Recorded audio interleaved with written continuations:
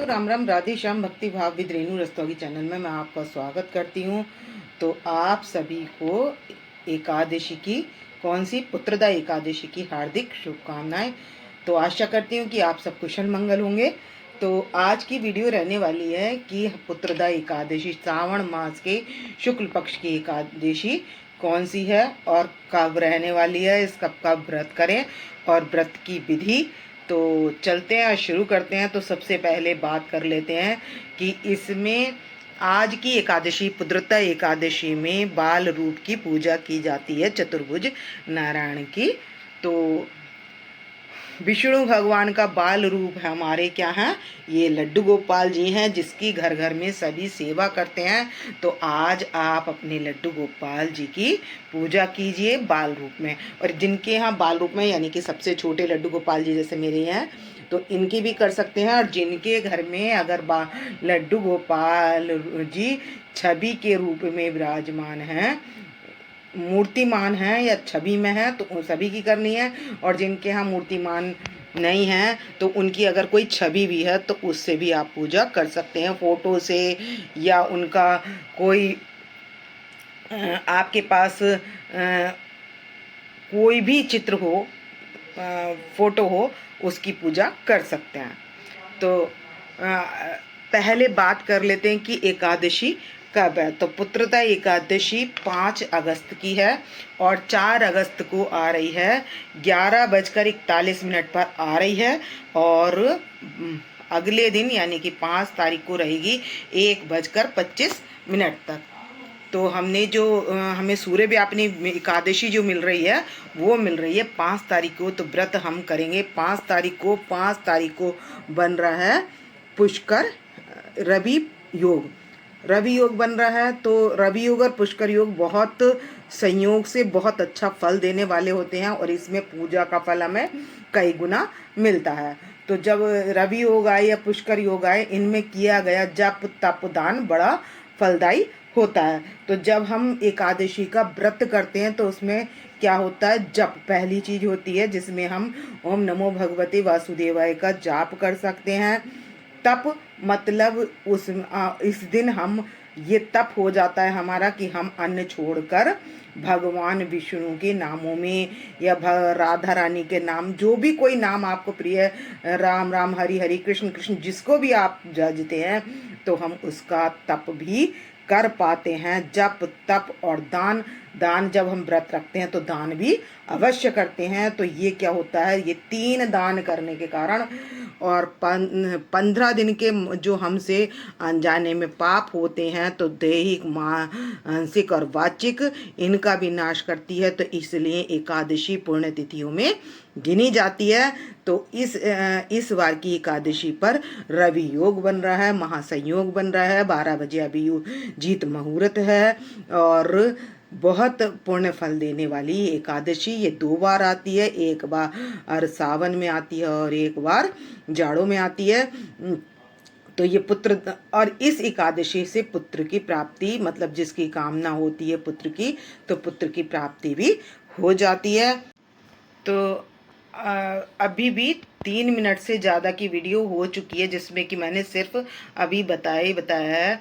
तो मैं बहुत सोचती हूँ छोटी से छोटी वीडियो बनाऊँ, लेकिन क्या करूँ, मैं ऐसा कर नहीं पाती, क्योंकि कुछ भी छूट जाए तो जो कुछ भी है वो सब ज़रूरी है, इसलिए बोलना ज़रूरी होता है। तो मैं करके दिखाने की अपेक्षा बोलना शुरू करती हूँ और थोड़ा ही बोलती हूँ। तो पारायण कब करना है, तो पारायण कर लेना हमने 6 अगस्त को। तो 6 अगस्त को हम करेंगे 5:35 से लेकर 8:25 तक हम पारायण कर सकते हैं। पारायण आपको पता ही है कि जब तक हम व्रत करने के बाद ब्राह्मणों को भोजन नहीं कराते तब तक पारायण पूर्ण नहीं होता। और हमारी जो द्वादशी तिथि रहेगी वो 2:25 तक रहेगी। तो हम पारायण सुबह कर सकते हैं। तो अब इनको छवि का कैसे करना है तैयार, तो भक्तों मैं सभी को विराजमान करके अपने लक्ष्मी नारायण भगवान जी को भी विराजमान कर लूँगी और एक छोटे से लड्डू गोपाल जी हैं उनको भी। देखिए छोटे से लड्डू गोपाल जी हैं, तो पत्ते पर तो ये क्या है, बरगद के पत्ते पर जब सृष्टि का प्रलय होता है तब भगवान इस रूप में, अंगुष्ठक रूप में होते हैं। तो ये है बाल रूप की असली छवि।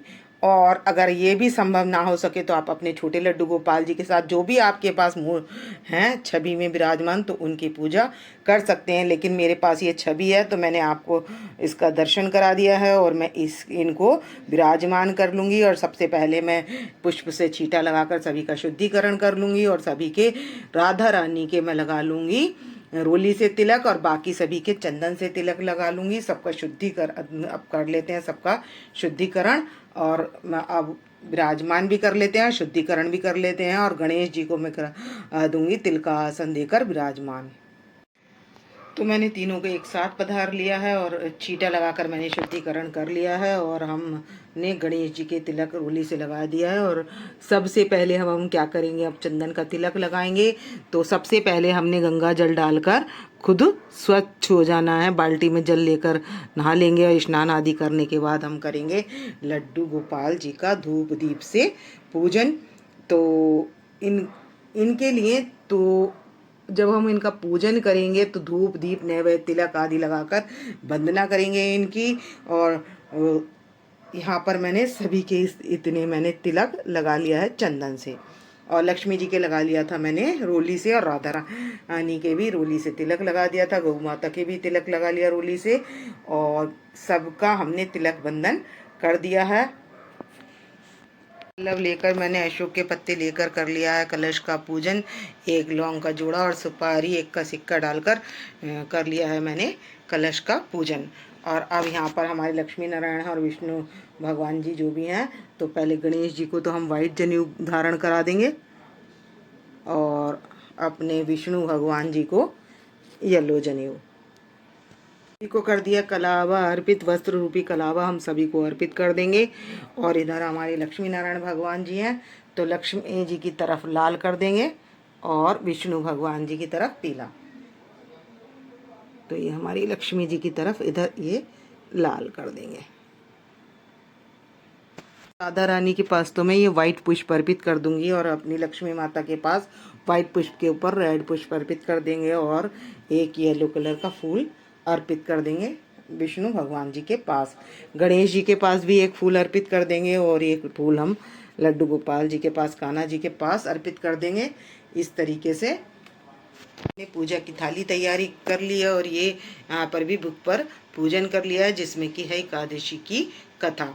और यहाँ पर सबको फलों का भोग लगा देंगे। तो आपने जो भी भोग बनाया है, मखाने की खीर या कोई मावे से निर्मित, यानी कि अपने घर में जो भी कुछ बनाया है, तो वो भोग लगा सकते हैं। मावे से, मावे का पेड़ा, बर्फी, जो भी कुछ आपने बनाया है भोग के लिए, तो वो भी भोग लगा सकते हैं। और अब यहाँ पर भोग के लिए हम फल अर्पित कर देंगे।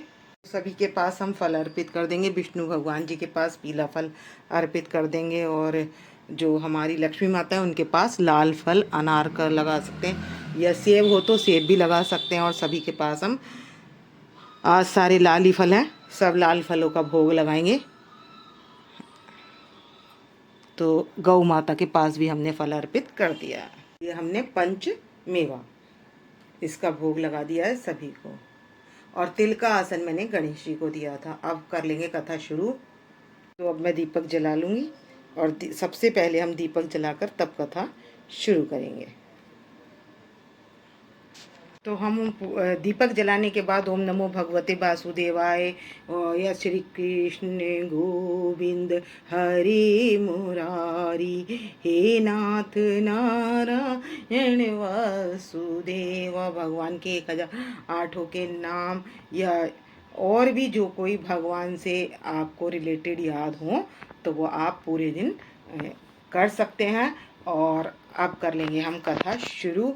तो अर्जुन से कहते हैं श्री कृष्ण जी कि पुत्रदा एकादशी कब आती है। सावन मास में शुक्ल पक्ष की एकादशी पुत्रदा एकादशी कहलाती है, जो 4 तारीख को शुरू हो रही है, और व्रत 5 तारीख का है। तो श्रावण मास की शुक्ल पक्ष की एकादशी का करने से क्या फल मिलता है, अनंत फल मिलता है।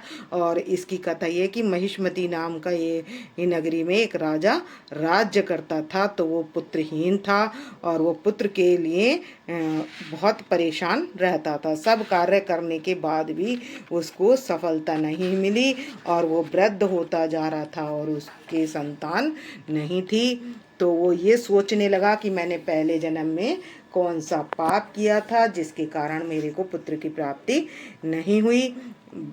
और वह सदैव प्रजा का पुत्र के समान पालन करता था, फिर भी उनके उनके कोई पुत्र नहीं हुआ। धर्म युक्त राजा था, फिर भी सोचने लगा कि मैं क्यों दुख पा रहा हूँ और मेरे दुख की निवृत्ति का क्या मार्ग है।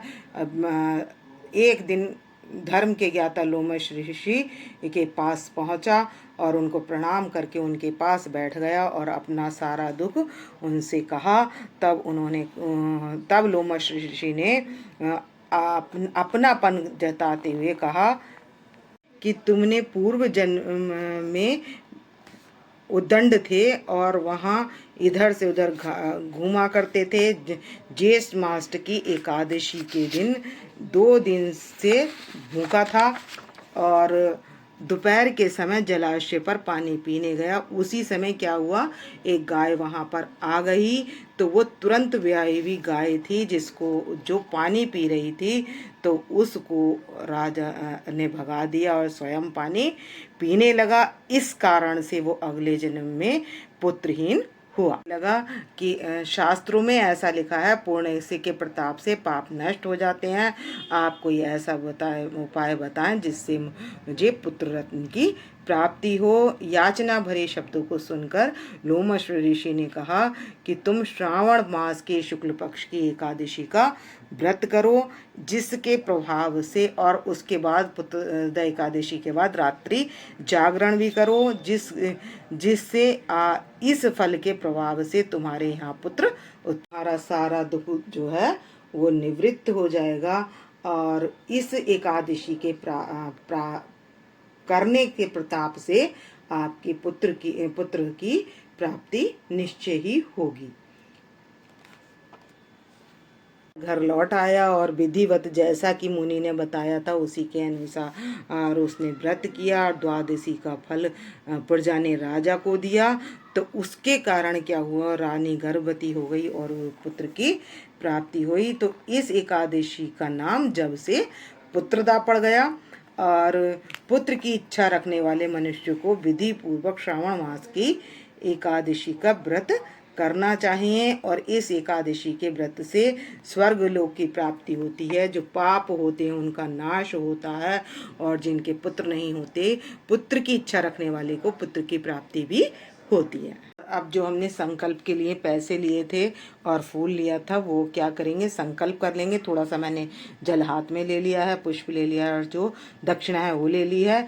तो जम्बू दीपे भरत खंडे, जो भी आपका नाम है, जो आपका गोत्र है वो ले लिया। और किस कार्य के लिए ये व्रत करिष्यामि, और अन्न मिष्ठानम फलम, जो भी आप दे रहे हैं वो आप ददामी, ऐसा कहकर, और इसके लिए मैं संकल्प करता हूँ कि व्रत पूर्ण होए।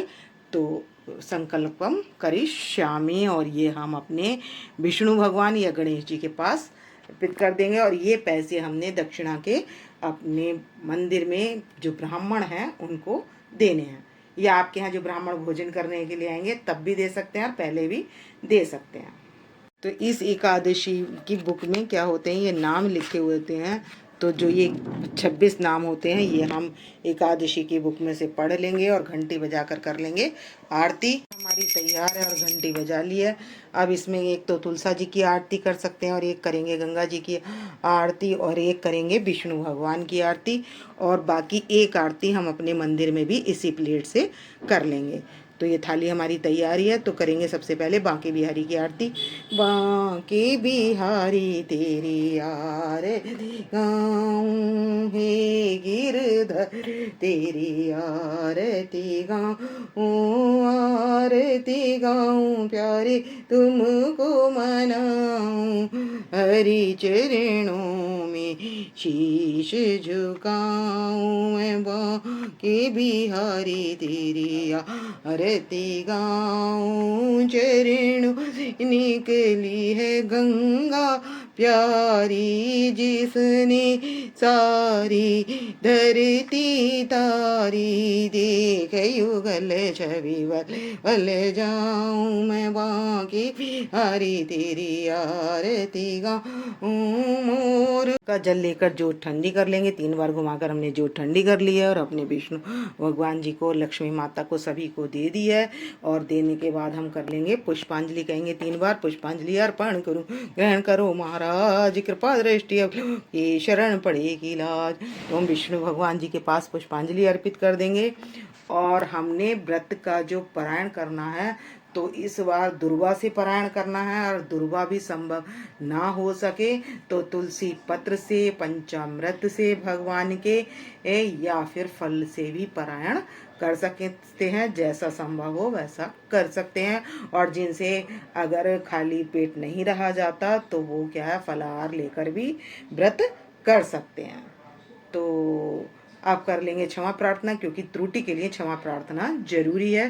कर्पूरी गौरम करुणावतारम संसारी सारम भुजगेंद्रहारम सदा वसंतम हृदयारविंदे भवम भवामी सहितम नमामि। तो हमने हाथ जोड़कर प्रार्थना कर ली है। और इसके बाद हम कर लेंगे योग में पूजा करने से धन संपदा की, लक्ष्मी की वृद्धि होती है और हमारे परिवार में सुख समृद्धि बनी रहती है। तो भगवान की आप सब पर भी विशेष कृपा बनी रहे।